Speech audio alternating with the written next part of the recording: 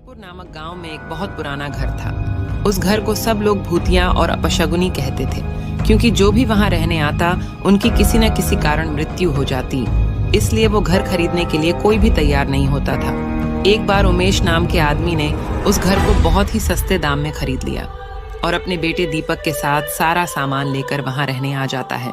घर में आने के एक दो दिन में ही उमेश को अपने आसपास अजीबोगरीब घटनाएं होने का एहसास होने लगा।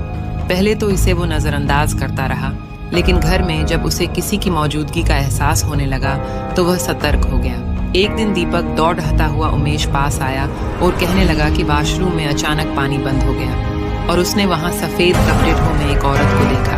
इतना कहते कहते दीपक अचानक चुप हो गया और उमेश की ओर उंगली दिखते हुए कहने लगा, पापा, वो औरत आपके पीछे खड़ी ही है। इतना कहकर दीपक डर से चीखने लगा। उमेश दीपक को गोद में उठाकर उसी वक्त घर से निकल गया। दीपक बहुत सहम गया था, तो उसका डर भगाने के लिए उमेश ने उसके लिए एक कुत्ता खरीदा और साथ लेकर दोनों घर आ गए। एक रात बहुत तेज बरसात में जब अचानक घर की बिजली चली गई, उमेश ने घर से बाहर देखा तो आसपास के सभी घरों में बिजली थी सिवाय उसके घर के। तो उसे लगा कि जरूर पावर सप्लाई में गड़बड़ हुई होगी। इतने में उमेश को दीपक के जोर से चिल्लाने की आवाज आती है। उमेश दौड़ता हुआ टॉर्च लेकर उसके पास जाता है। दीपक को दोबारा से घर में वो औरत दिखाई देती है। दीपक को सहमा देख उमेश उसे अपने साथ बिजली ठीक करने के लिए ले जाता है। उनका कुत्ता भी यहाँ वहां देखकर जोर से भौंकने लगा। उमेश को आभास होता है कि कोई उनके पीछे पीछे आ रहा है। पावर हाउस का दरवाजा खोलते ही उमेश को एक लाश दिखाई देती है। लाश देखकर दीपक भी डर के मारे चिल्लाने लगता है।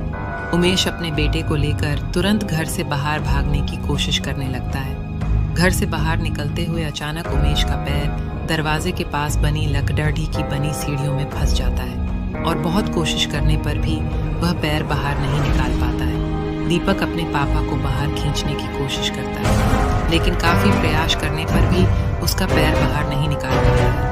कोई उपाय न दिखने पर दीपक अपने कुत्ते को लेकर वापस घर के अंदर चला जाता है। तभी वो औरत दीपक को एक कमरे खींच कर ले जाती है।